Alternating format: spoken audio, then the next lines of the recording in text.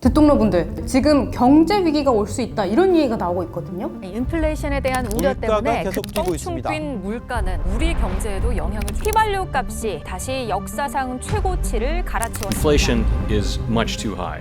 실제로도 코스피 지수는 연중 최저점을 찍었고요. 그리고 지난달 물가 상승률을 보면 4.8%가 올랐다고 하는데 이게 13년 만에 최대치를 찍은 거라고 하더라고요. 기사를 한번 볼게요. 금융위기 이후 사상 최고 물가, 스태그플레이션 그림자 스멀스멀 뭐 이런 기사가 있고요. 2% 성장 가시화, 스태그플레이션 위협 커진다. IMF 성장률 2.5%로 하향. 경기는 둔화하고 물가는 치솟으면서 스태그플레이션 위기감도 커졌습니다. 라고 하는데요. 이 스태그플레이션이라는 단어 되게 많이 보이죠. 요새 뉴스 보시면 되게 많이 보셨을 것 같은데 이게 무슨 뜻이냐? 스태그네이션과 인플레이션의 합성어예요. 스태그네이션은 경기 침체라는 뜻이거든요. 그리고 인플레이션은 물가 상승을 의미하는데 경기 침체에도 불구하고 물가가 계속해서 상승하는 저성장 고물가 상태를 의미합니다. 그래서 이 스태그플레이션이 오늘은 경제 위기에 어떤 관련이 있고 어떻게 위협을 하고 있고 실생활에서 듣동러 여러분들에게 어떤 식으로 영향을 줄 수 있는지에 대해서 얘기를 해보려고 하는데요. 그래서 오늘은 이 영상 다 보시면 앞으로 경제 뉴스를 볼 때 좀 더 이해하기 쉽지 않을까 합니다. 오늘 열심히 준비했으니까 한번 끝까지 따라오시죠. 따라오시죠. 안녕하세요. 듣동나 우량주 이지상. 기대주 최은수입니다. 오늘 스태그플레이션 얘기하기로 했잖아요. 앞서 최현수 기자가 용어 설명을 해줬지만 이 스태그플레이션은 진짜 골치 아픈 일이다 라고 할 수 있을 것 같습니다. 물가는 오르는데 경기는 침체된 상황이라고 했잖아요. 이거는 내가 장사를 하는데 경기가 안 좋아서 장사가 너무 안 돼. 그래서 빚은 늘어가는데 대출이자가 또 계속 올라. 근데 또 뭐 밥을 사 먹으려고 하면 밥값은 계속 비싸져. 막 이런 상황이거든요. 그러니까 돈은 없는데 물건값만 계속 비싸지는 거예요. 지금 이렇게 얘기를 하는데도 말만 했는데도 되게 괴롭다라는 생각이 듭니다. 네, 그러니까요. 원래는 물가 인상이 꼭 나쁘다라고는 볼 수 없거든요. 경제가 성장하면 물가도 같이 오르는 게 자연스러운 현상이에요. 물가가 오른다는 거는 그만큼 그 가격의 물건을 살 사람들이 있다 이 뜻이니까요. 그래서 한국은행도 소비자 물가 상승률 2%를 목표로 합니다라고 말하기도 했습니다. 근데 스태그플레이션은 선배가 말씀하신 대로 경제는 계속 곤두박질 치는데 물가는 계속 상승을 한다 이거거든요. 이 스태그플레이션이 진짜 해결하기가 어려운 게 경제가 안 좋아서 고용도 안 되고 소득도 줄어드니까 시중에 돈을 풀어볼까라는 생각을 하잖아요. 정부나 정책 결정자 입장에서 네네네. 근데 돈을 시장에 풀면 돈의 가치가 떨어져서 물가가 계속 오르는 거예요. 근데 또 돈을 안 풀자니 경기가 침체되고 이런 악순환이 반복되는 현상이라고 보면 됩니다. 그래서 사람들이 요즘 물가 오르는 게 심상치 않은데 경기가 살아날 기미가 안 보이니까 혹시 이러다가 스태그플레이션 오는 거 아니야? 라면서 걱정을 하고 있는 건데요. 그러면 왜 갑자기 지금 스태그플레이션 얘기가 나오는 거야? 라는 궁금증도 드실 것 같아요. 이게 여러 요인들이 얽히고 설켜 있기 때문에 여기서부터 집중을 하셔야 되는데요. 일단 첫 번째, 다들 아시다시피 미국을 포함한 전 세계 중앙은행이 그간 많이들 돈을 뿌렸잖아요. 그 뿌렸던 돈 수도꼭지를 잠그려고 하고 있는 상황입니다. 그래서 세계 경제 분위기가 나빠지고 있어요. 미국만 봐도 FOMC가 이달 초에 금리를 한 번에 0.5%포인트 올렸어요. 원래 한 번에 0.25%포인트씩 올리던 거를 한 번에 2배가량 확 띄어서 올려버린 거라서 이거를 빅스텝이라고 하고요. 큰 발자국. 네, 이 빅스텝을 앞두고 2번 더 할 거다. 6월에는 아예 양적 긴축까지 한다는 얘기도 나왔어요. 근데 이런 미국의 금리 인상은 우리나라 환율, 물가랑도 다 연결이 돼 있습니다. 왜냐하면 미국의 기준금리가 오른다라는 건 시중에 많이 돌아다니는 달러를 걷어들이는 효과가 있는 거잖아요. 그러니까 상대적으로 달러의 가치가 오른다라고 할 수 있습니다. 또 기준금리가 오른다라는 건 미국에서 쳐주는 이자가 높아진다라고 표현할 수 있으니까 그러면 달러를 사려는 사람들이 많아지고 다들 달러를 더 갖고 싶어 할 수도 있는 거잖아요. 그러면 상대적으로 우리 돈, 원화의 가치는 떨어지게 돼서 환율이 오르게 되는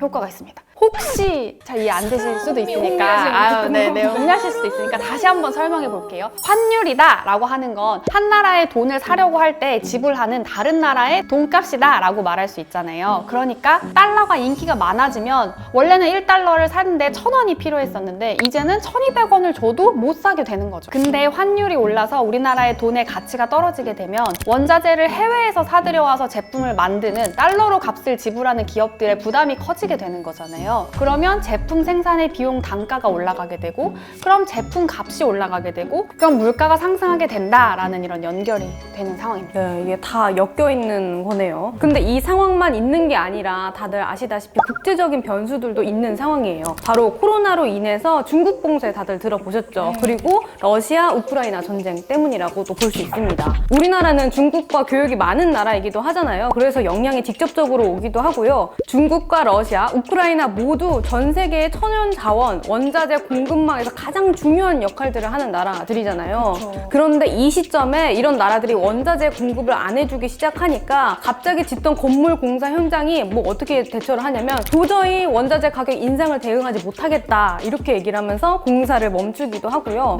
이렇게 되면 경제 활성화도 빨간불, 물가 상황도 빨간불이 되는 거죠. 그럼 이 스태그플레이션이 오면 어떻게 되는지 이야기를 해봐야 될 것 같은데요. 시간을 돌려서 1973년 10월 중동 전쟁으로 거슬러 올라가야 봐야 합니다. 그때 1차 오일 쇼크가 일어났던 때에 바로 이 스태그플레이션이 일어났었는데요. 이때도 중동 전쟁이라는 특수 상황 때문에 유가가 치솟으면서 물가가 폭등하고 기름값도 너무 올라서 감당을 못하는 기업들이 막 파산을 하고 실업자도 엄청 많이 늘어났어요. 이때 뉴스를 보면 미국 물가 상승률이 15% 정도 됐다라는데 우리나라는 어떻게 됐는지 찾아봤더니 우리나라는 당시에 물가 상승률이 25% 정도 됐더라고요. 지금 우리 물가 너무 많이 올랐다라는 뉴스 많이 보시잖아요. 그게 4.8%거든요. 이 4.8%가 15년 만에 2008년 이후로 최고다라고 하고 있는데 25%가 한 번에 올랐다라고 하면 어느 정도일지 상상이 안 가잖아요. 그야말로 폭등이다라고 볼 수 있는 거죠. 그래서 이때 뉴스 찾아보면 막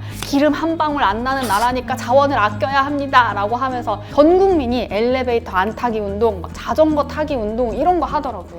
이때 당시에 미 연준 폴 볼커 의장이 당시 상황을 해결한 인물로 역사에 남아 있는데요. 1979년 8월에 연준 의장으로 임명이 됐거든요. 그때 뭐라고 얘기를 했냐면 긴축을 통해 인플레이션과 전쟁을 하겠다 이렇게 선언을 하고 극단적으로 금리를 인상했다고 합니다. 경기 침체 상황인데도 기준금리를 한 번에 4%포인트 올려서 토요일 밤의 학살 이렇게 불리기도 했습니다. 결국 임명된 지 반년 만에 금리를 연 10% 수준에서 22%까지 올렸고요.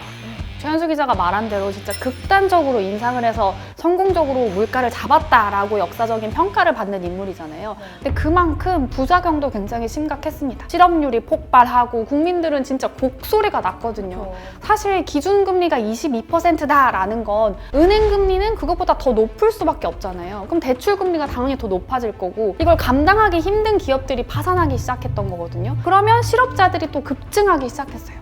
또 돈 빌리는 게 좀 어려워지니까 주식도 폭락하고 부동산도 폭락하고 이런 자산 가치들이 다 떨어지면서 빚더미에 앉게 된 사람들이 너무 많은 거예요.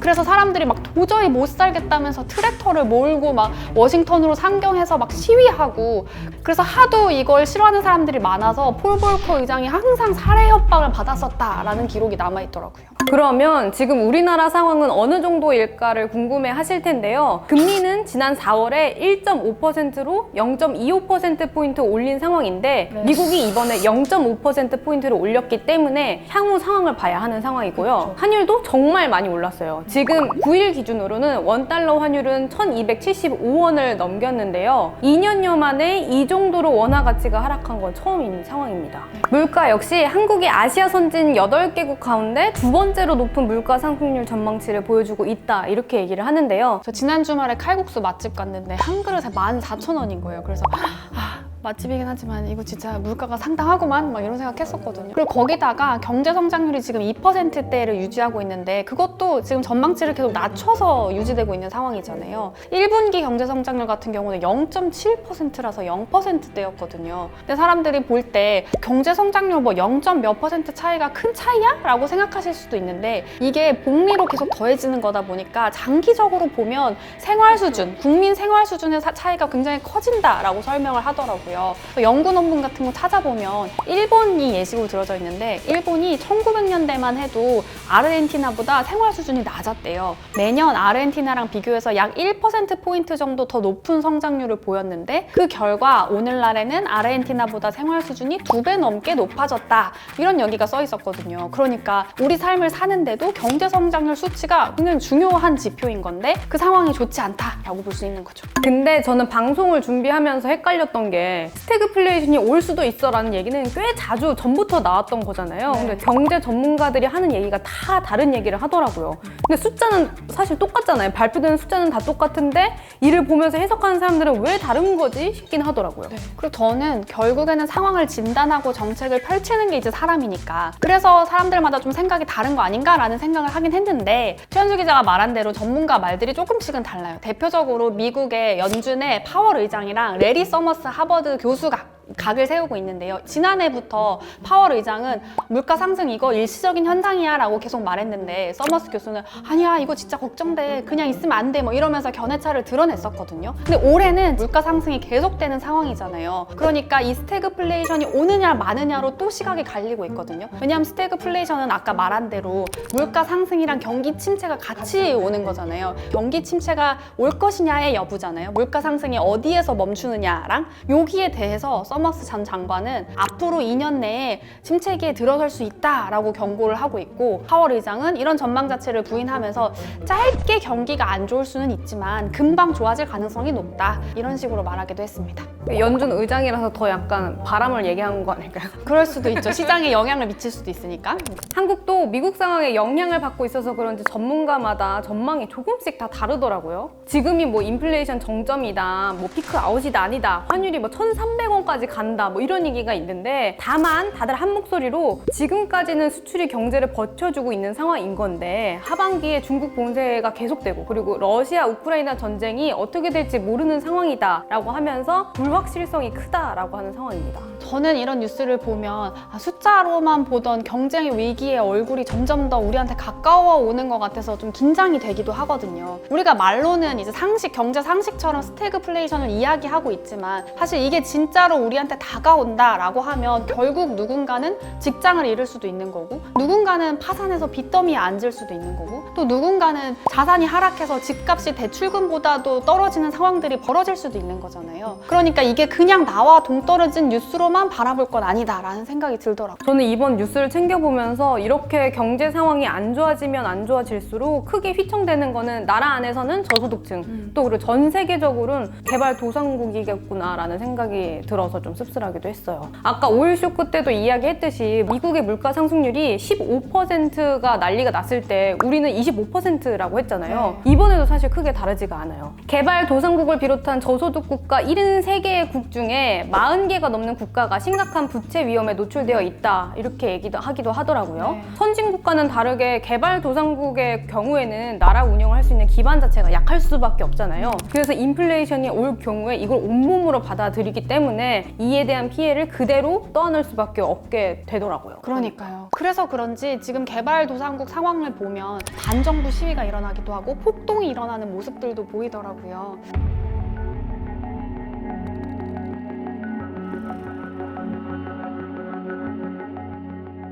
그래서 우리가 이제 앞으로 상황을 어떻게 될지를 고민해봐야 되는데 답은 없어요. 그쵸? 어떻게 될지 우리도 솔직히 잘 모르겠고 전문가들도 말이 다 다르잖아요. 다만 이제 우리가 마음으로 준비해야 될 거는 우리가 알고 있는 구구의 변수들은 러시아나 우크라이나의 전쟁이 있고 중국 봉쇄 장기화도 있으니까 이런 게 어떻게 되는지 뉴스를 잘 봐야 하는 상황이고 그리고 하반기에 국내 물가가 어떻게 되는지 임금 상승이 어떻게 되는지도 면밀히 살펴봐야 한다라는 얘기까지는 드릴 수 있을 것 같습니다.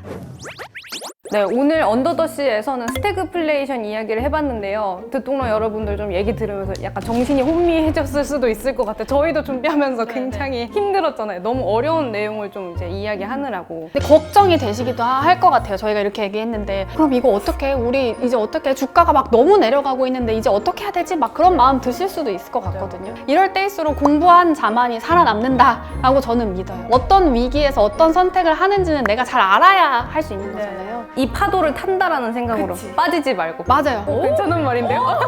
되게 멋있다. 잘한다. 맞아요. 이런 마음으로 우리 같이 공부해보시면 어떨까 싶습니다. 그럼 오늘은 네, 인사드려볼까요? 여기서 인사드릴게요. 감사합니다. 감사합니다.